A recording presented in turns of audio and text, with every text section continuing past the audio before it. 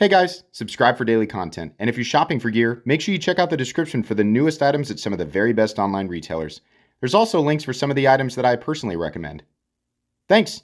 What's going on YouTube? Metal Complex here, and today I've got another interesting knife review / knife overview to share with you guys. This is the Jared Oser and Tactile Knife Co. Ranger, or technically it's the Ranger, but you guys know that I have an obvious lack of slip joint content on this channel, and the reason is that I don't personally love slip joints. I know that they obviously are a huge part of knife world history. A ton of you guys watching are super into slip joints.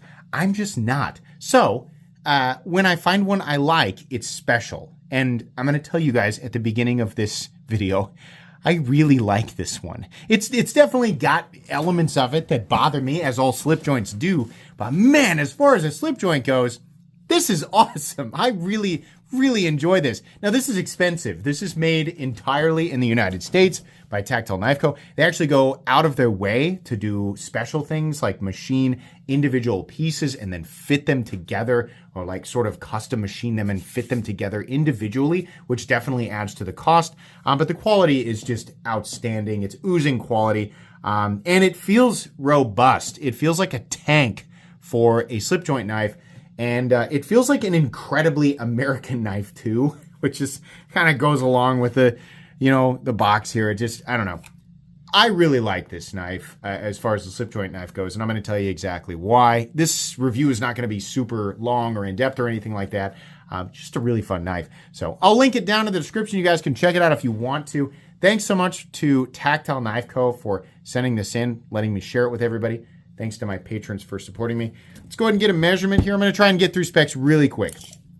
Overall length of the Ranger coming in at about 7 1/8. Blade length is coming in at about 3 1/8. Cutting edge, about 2.85 inches.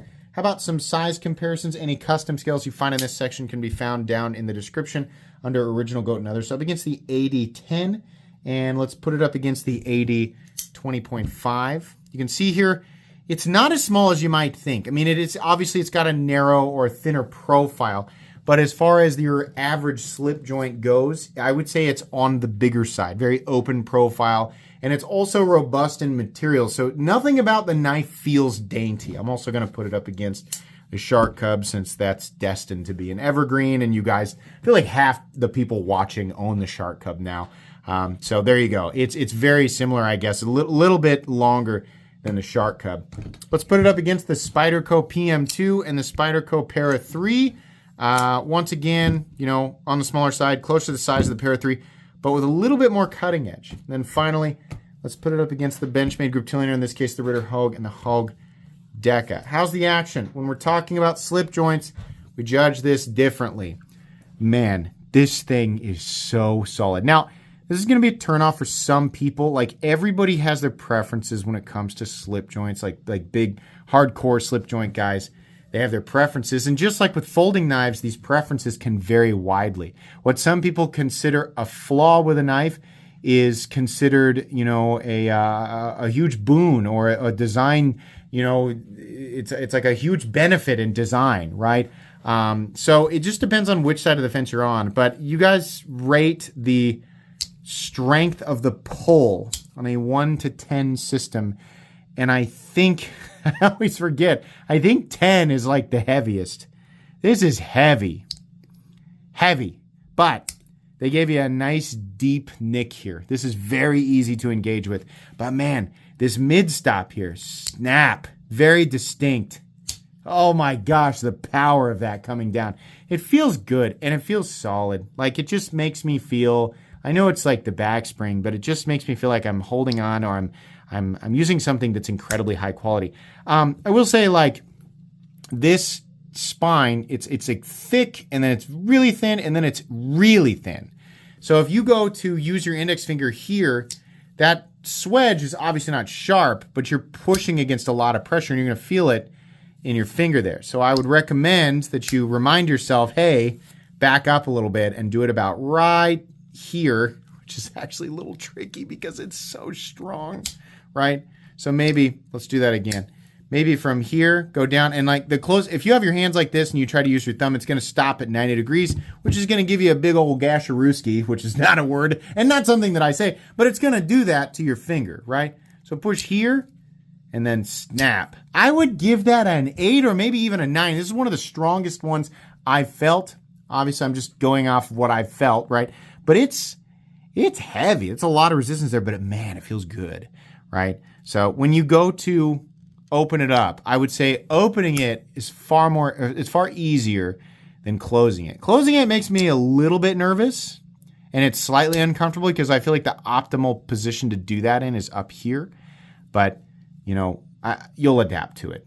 So I kind of wish the spine was not so aggressive for that exact reason, but not a deal breaker. Not what I'd call a deal breaker by any stretch of the imagination. Let's go ahead and do carry profile, thickness up against the Spyderco Pair 3. It's more robust than I expect from a slip joint, but not thick. This was actually very easy to carry outside of the fact that it does not have a pocket clip, which is something that bothers me greatly. I know that it doesn't bother everybody. It bothers me greatly. We'll get back into that. Length and height up against the PM2 and Para 3. Obviously easy to carry this way too, outside of, again, it being flopping around at the bottom of your pocket. Let's go and do a hardware check. I'm going to get out my tools. As per usual, my tools are very inexpensive and very recommendable. You can find them right down in the section of my description that talks about the tools I use on this channel. I think these are T8, but I'm going to check with a T... There's no way. Yeah, I'm sorry. It just looked... They were flat on top, so it was emphasizing the adjustment head, right? It was really... Is this a T8? Okay, yeah. So we have a T8 pivot, and then we have T8 for the body screws here. So this is a slip joint. If you've ever taken it apart, it's not the easiest thing in the world, but it's far from impossible. As long as you have the right tools for the job, you should be good to go. Let's go ahead and weigh it. What are we looking at for materials here? We're looking at titanium. We're looking at a little bit of micarta here. Depends on which version you get. I get a few different versions. They've got another version with a different color shield here. They've even got a DLC version if you're willing to spend $100 more. But yeah, they're all essentially, to my knowledge, going to be titanium with some sort of inlay material. So the weight should be about the same. We have MagnaCut for the blade. What did they heat treat that MagnaCut to? 63 to 64. Wow. Weight is 3.5 ounces heavy for a slip joint knife. Not bad on the blade to handle ratio, but because the blade is so light in comparison with the handle, mostly because of this big steel backspacer, which is the 17.4 pH. They use a special grade of steel that's made for this. I forget what the grade of steel is, but it's the right grade, according to what I've read. But yeah, the balance is way back here. So it's going to be a little bit lopsided. It's not that heavy of an object, not that big of an object, right? So it shouldn't bother most people. It might bother some. Let's go ahead and measure the blade stock thickness. It's a pretty thick blade. It looks, by the way, if you're looking at that, it looks ever so slightly off center. I can mash it back slightly this way, and truthfully, it might be ever so slightly to the right. I'm almost certain I can fix it with a turn of that pivot, but it hasn't moved from that exact position since I got it. Always like to see things factory center, but that's the truth on that. Blade stock thickness is, wow, 150 thousandths. So cutting with this, I did notice, you know, it's fairly thick behind the edge. You're gonna notice that. Other reviewers would label this as very thick behind the edge. I'm not quite that dramatic. I would say somewhat thick behind the edge. So it's really great that it's hardened to 63 to 64.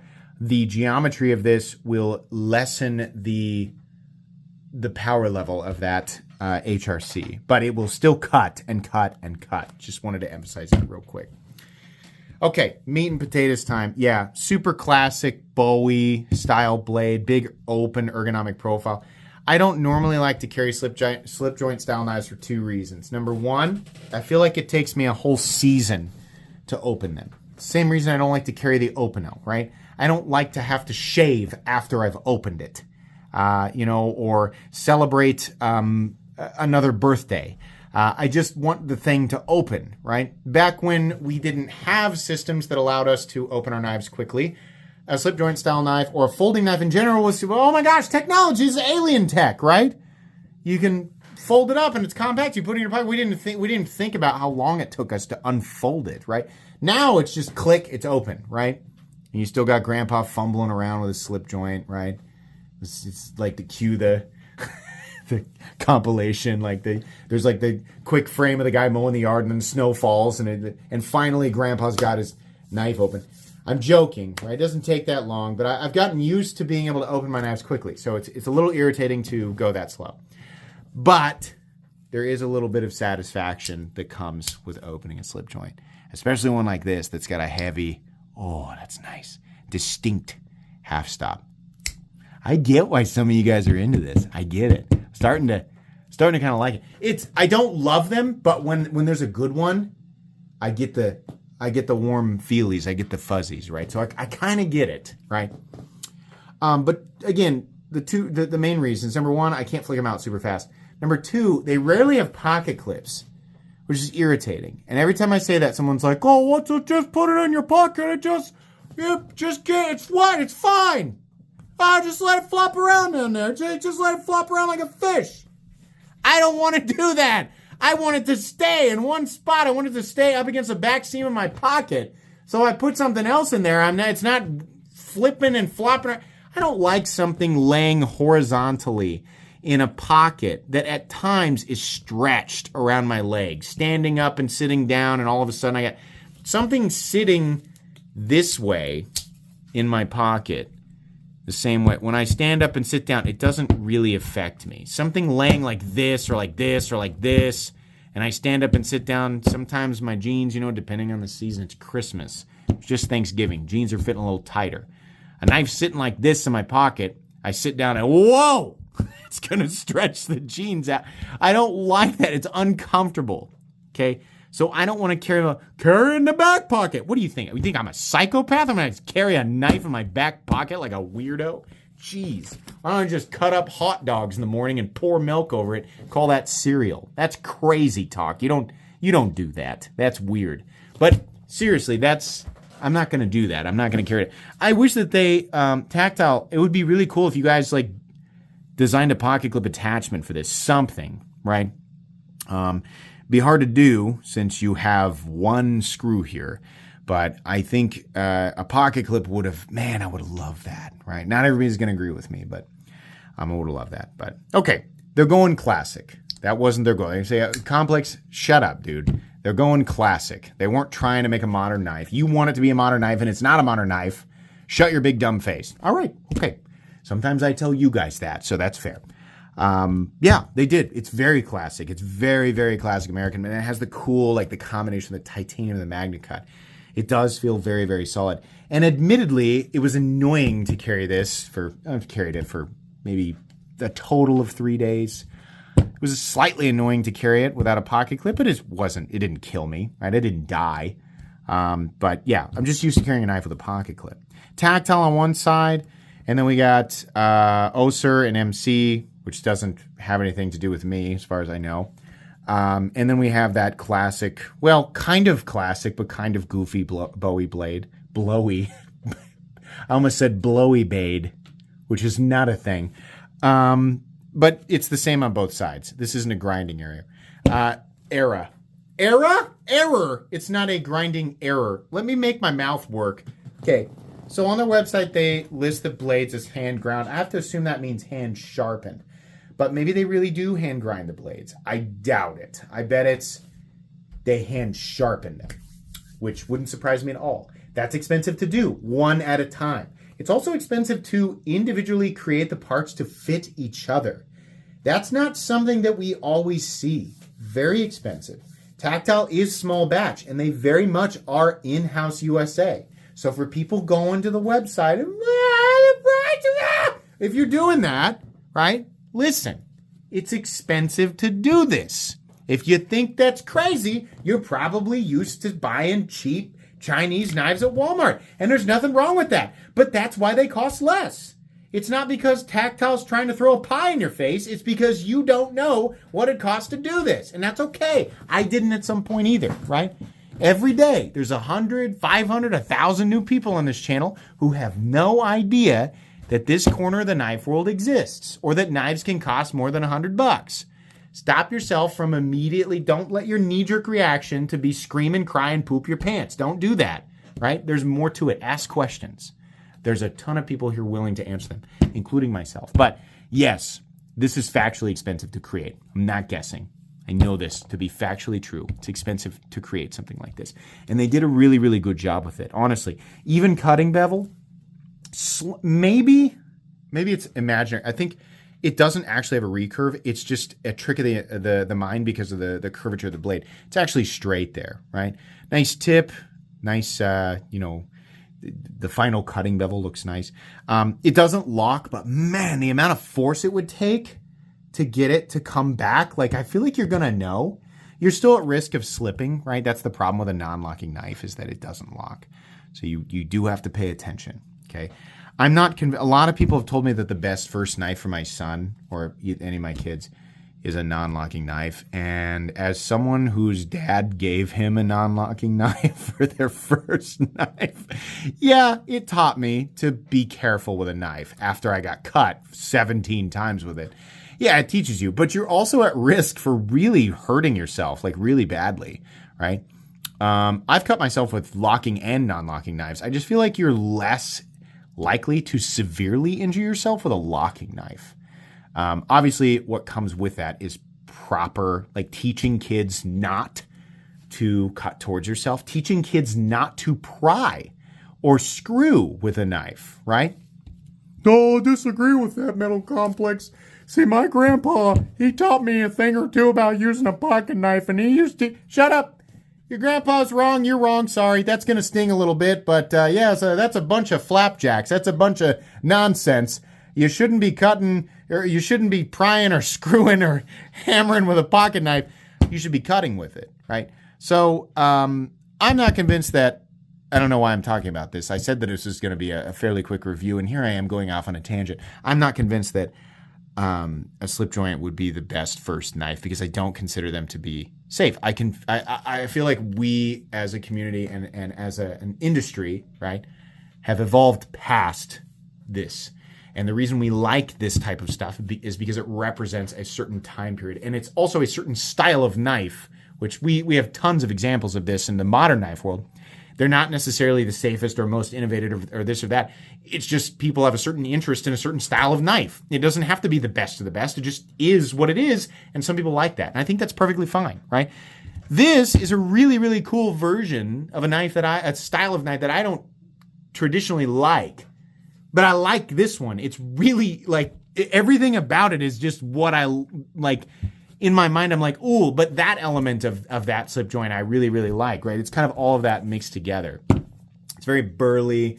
It's very American. Like, it just screams America, right? I feel like when it rains in Texas, like, this is what it rains. Like, that sounds really dangerous, but that's what it makes me think of, you know? And it's cool because it's titanium and magna cut. I actually kind of like the little accent there. It's nice. Ergonomically, it's also pretty comfortable. There's a lot of space here. There's a lot of material, so it doesn't feel thin or like it's grinding into my hands. They've also almost radius these edges. This feels incredibly premium. I also like almost the gunmetal finish of the titanium in contrast with what appears to be, it almost feels like a smooth media blasting on the blade, but it must be like a light tumbling. It's nice. It's just like it's kind of like overcast sky and then here comes the storm front. Like, that's what it makes me think of, right? Flush screws, really nice. Captive piece here for the pivot, right? And the little inserts around the adjustment head there. Full back springs, really nice, almost seamless engagement right here between the back spring and the tang of the blade, or what I'm going to call the tang of the blade. Underneath here, it says Proto on this one is a prototype. This is almost certainly identical to the pre-production versions. Snap into the closed position, unbelievably solid. Unbelievably solid. And like I said, at times it looks perfectly centered and sometimes it looks slightly off to the right, but now I'm second guessing myself. Now it looks really, really centered, so I don't know. This is a $350 slip joint. And in my mind, if somebody said, hey, there's a company making an American slip joint, they're going to charge $350 for it, I would say, well, I got a checklist of things they're going to have to accomplish if they really want to sell it for $350. And I'll tell you, what those things are. I'd say number one, it has to actually be small batch in-house USA. Check. Number two, it's got to be titanium or some sort of like really nice frame material, and the fit and finish is going to have to be off the charts. Check. Number three, the blade material is going to have to be something special. Check. Magna cut. You better heat treat it properly. Check. It also has to have distinct, very like super robust and very solid action in the close, the half stop or mid stop, whatever you guys call it, the open position. Everything's got to be snap, right? Check. Yeah. I'm being honest with you guys. I don't have a problem with the price tag. I think that it's accurate. Some people are just not going to get past the fact that they can go buy a Rough Rider for $40 or what. The Rough Rider is not the same thing. Neither is the case that you bought for $60 or $70. I know you want it to be, or you want to say that it's the same. It might cut the same, right, or perform fine. It's not the same blade steel, right? I don't want to get into an argument about how Magna Cut is going to outperform essentially any steel on the market in a wide variety of situations. But I'm talking about what it costs to create it, not necessarily the benefit of the specific materials, the utilitarian benefit of each individual material. I'm talking about the specific costs associated with their processes. This isn't the same thing, right? So what I would suggest is, but I just know covering something like this, an item like this that's in a price point or at a price point that knives like this are not typically in, we're going to get people with saucy beeholes, right? That's just, it's social media. That's what we're in the middle of a firestorm here, right? After reviewing however many bajillion knives on this channel, yeah, I think this is fine. If you don't like it, that's fine. Go buy what you're used to buying. But as far as what I've experienced and what I expect and, like and don't like, as far as slip joints go, this is incredibly impressive. I really, really like this. And I didn't expect to. I thought it would just be kind of ho-hum. But yeah, this is really nice. I don't know how long they'll make this or if they're currently available or not available. I'll link them down in the description. But yeah, this is actually a recommendable knife. So I'm going to put it in my recommended knives playlist. Tactile, thanks so much for sending this in. Very much enjoyed this one.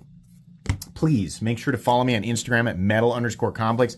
If you enjoyed this video, leave a like. If you'd like to check out my other content, I do, of course, have lots of videos of knives that are either expensive or inexpensive that I do or don't like, so check those out.